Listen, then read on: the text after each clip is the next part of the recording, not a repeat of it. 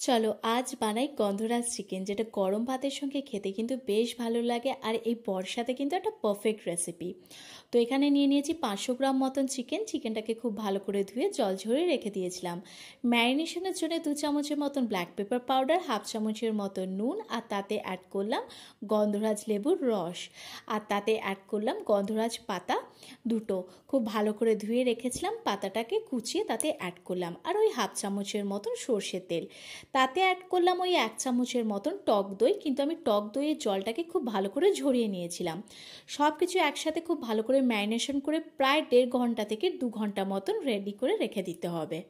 পুরো রান্নাটাই হবে সাদা তেলে। তো এখানে কড়াইটাকে খুব ভালো করে গরম করে নিতে হবে। তাতে অ্যাড করলাম সাদা তেল, তেলটাকেও খুব ভালো করে গরম করে নিয়েছিলাম।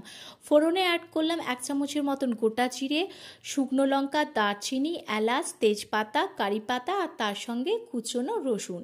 ফোড়ন যখন খুব ভালো করে ভাজা হয়ে যাবে তাতে অ্যাড করব 2 বড় সাইজের কুচনো পেঁয়াজ। পেঁয়াজটাকেও গোল্ডেন ব্রাউন করে ভেজে নিতে হবে। দেখো পেঁয়াজ খুব ভালো করে ভাজা হয়ে গেছে, রঙও চেঞ্জ হয়ে গেছে। এবার অ্যাড করব ম্যারিনেশন করা চিকেনটাকে দিয়ে কিন্তু খুব ভালো করে পেঁয়াজের সঙ্গে ভেজে নিতে হবে। গ্যাসের ফ্লেমটাকে একদম লোতে রেখে, যেহেতু এতে আমি টক দই অ্যাড করেছি, নইলে একদম দইটা ফেটে যাবে। তো এখানে চিকেন আর পেঁয়াজ খুব ভালো করে ভেজে নিতে হবে। চিকেনের যে জলটা বেরোবে ঢাকনা দিয়ে চিকেনটা ওতেই কিন্তু আমি 90% মতন সেদ্ধ করে নেবো। চিকেনের জলটা যখন একটুখানি কমে আসবে ঢাকনা খুলে খুব ভালো করে কিন্তু নেড়েচেড়ে নিতে হবে।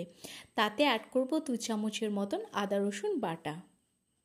রেগুলার মশলার মধ্যে যেমন হাফ চামচের মতন ধনিয়া পাউডার, হাফ চামচের মতন জিরা পাউডার অ্যাড করলাম। আদা রসুন বাটা দিয়ে চিকেন আর মশলাগুলো একসাথে খুব ভালো করে কষিয়ে নিতে হবে।